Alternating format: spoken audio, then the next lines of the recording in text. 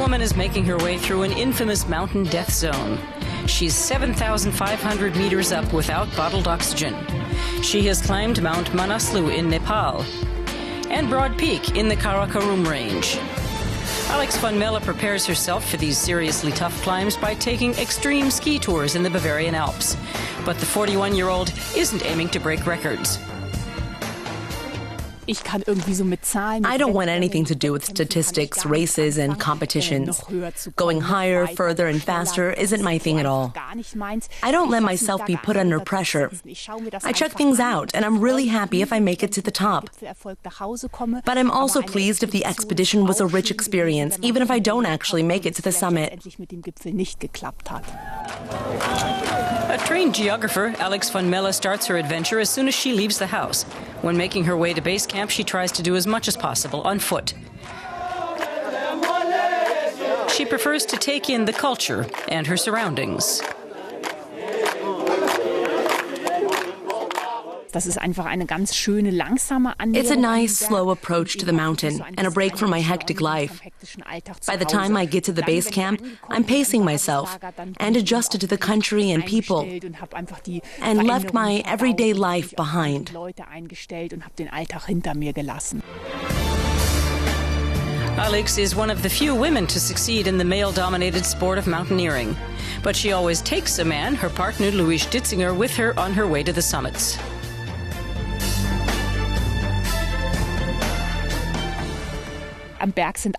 Everyone is equal on the mountain. But I think that men are a little more obsessed with summiting than women and are more pressured to succeed.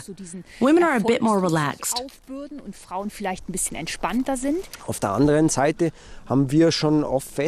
the other hand, we've often found that many women fare better than many men do towards the top. At altitudes of over 7,500 meters in the notorious death zone. Leichter tun als viele Männer. Alex says she's in her element once she's reached the last high-altitude camp before the summit. But surviving the night at 8,000 meters in a temperature of minus 45 Celsius takes preparation. There's year-round training, and once you're there, you have to set up camp. The couple's relationship is often tested on icy peaks. Your own thermal sleeping pad is your personal space. We can get through it all right, but that doesn't mean it's comfortable. Your breath freezes on your sleeping bag and hoarfrost builds up in the tent. Sleeping at high altitudes is definitely not romantic because you don't sleep well. Sometimes a storm outside will shake the tent, but it's often nice in the evening. The fun doesn't end at the top of the mountain for the Mountaineer from Munich. A successful climb means she and her husband get to ski down and blaze trails through the ice and snow.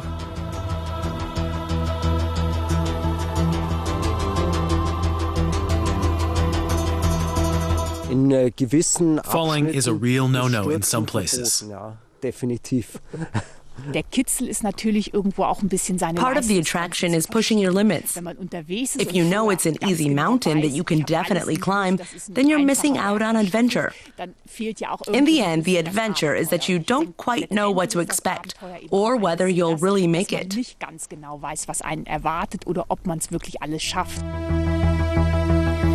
But the mountaineer will never forget her most important principle when she's setting out on extreme, perilous expeditions.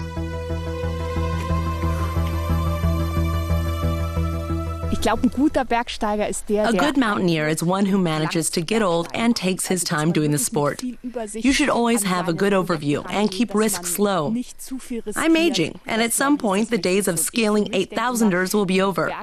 The mountains will get smaller for me. But ideally, I'll still be able to climb in my old age.